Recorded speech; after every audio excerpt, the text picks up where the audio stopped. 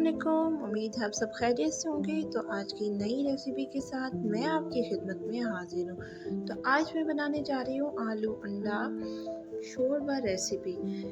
तो आज की रेसिपी बहुत ही ख़ास है, बहुत ही मज़ेदार है और इसे बनाने में बिल्कुल भी ज़्यादा टाइम नहीं लगता। आप इजीली और बहुत ही जल्दी बना सकते हैं। तो यहाँ पे देखिए कि मैंने अंडों को कर लिया था बॉयल 15 मिनट के लिए और उसके बाद मैंने ले ली है एक देगची और उसमें डाल दिया है 1 कप ऑयल।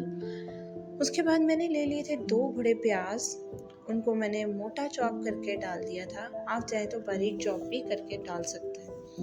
तो यहाँ पे 4 से 5 मिनट के लिए लाइट ब्राउन करने तक हम इसको भून लेंगे, लेकिन उससे पहले हम इसमें शामिल कर देंगे खड़ा मसाला।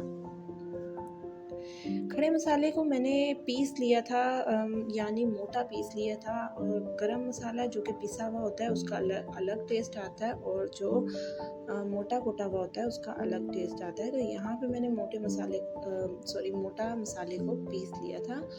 तो यहाँ पे इसे प्याज को लाइट गोल्डन ब्राउन होने तक मैं इसे फ्राई कर लूँगी और साथ में मसाला भी हमारा फ्राई होता रहेगा।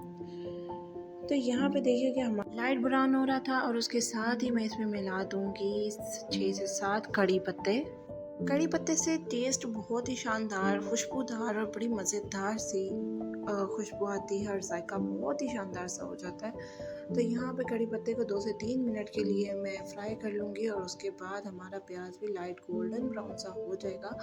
तो यहाँ पे देखिए कि मैंने डाल दिया था 2 चम्मच पानी। इससे हम ज़्यादा से ज़्यादा हिला लेंगे ताकि इसका जो प्याज है नरम हो जाए और बहुत शानदार से खुशबू आए और जायका आए। तो यहाँ पे 1 चम्मच मैंने डाल दिया था लहसुन अदरक का पेस्ट। इसको भी मैं 3 से 4 मिनट के लिए भून लूँगी ताकि अच्छा सा जायका आ जाए और मज़ेदार सी खुशबू आ जाए।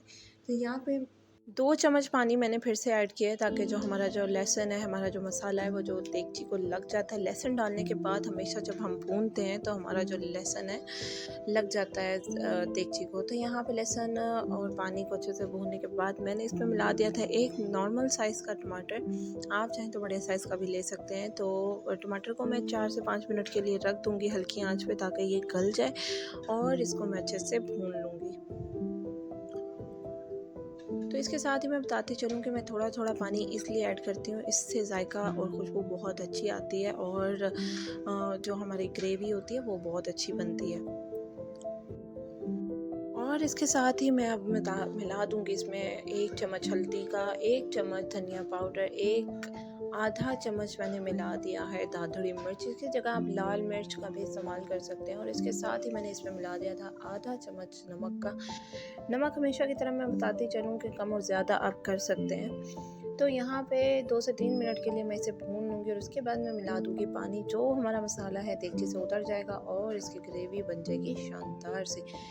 तो आप देखते जाएँ कि मेरी देगची कैसे हिलती है।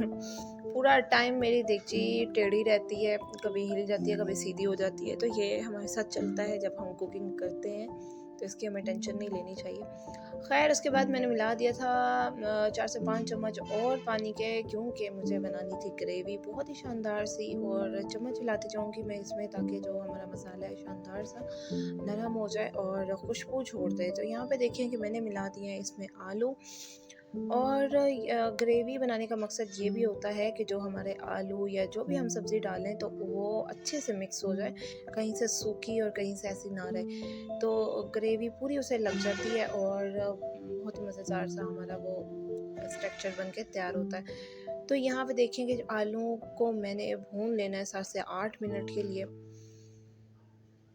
तो यहाँ पे मैं आलू को ढक दूँगी और उससे पहले मैंने इसमें मिला दिया था 1.5 चुटकी कसूरी मेथी। तो इससे भी खुशबू बहुत ही मज़ेदार आती है और जायका भी बहुत अच्छा सा आ जाता है। तो यहाँ पे देखें कसूरी मेथी को मैंने 3 से 4 मिनट के लिए भून लिया था और फिर से मैंने मिला दिया था थोड़ा सा पानी ताकि जो हमारा आलू है इसमें देगची को ना लगे और अच्छी तरह से ये भून जाए और एक ग्रेवी भी इसमें बहुत अच्छी सी बन जाती है। तो यहाँ पे मैंने फिर से 1 कप मिला दिया था पानी, ताकि मैं अच्छे से मसाला उतार लूँ, और उसके बाद मैंने इसमें पूरे सालन में मैंने मिलाया था 1.5 कप पानी। आप चाहें तो 2 कप बना सकते हैं। अगर आपको शोरबा ज़्यादा चाहिए तो 2 कप या 2.5 कप पानी आप मिला सकते हैं। तो जनाब मैंने यहाँ पे 1.5 कप पानी को पूरा कर लिया था, और उसके बाद मैं देगची को ढक दूँगी जब तक के लिए ये आलू नरम नहीं हो जाते। तो आलू का हमने करना है इंतज़ार कि ये 70% गल जाएँ, फिर हम इसमें डालेंगे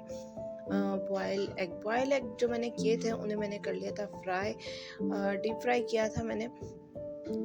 तो इसका हमने लाइट गोल्डन ब्राउन सा कर लेना है, आप चाहे तो डार्क ब्राउन भी कर सकते हैं। तो यहाँ पे आलू मैंने सॉरी अंडों को मैंने फ्राई कर लिया था, और उसके बाद मैं चेक कर लूँगी आलू को कि ये गले हैं या नहीं।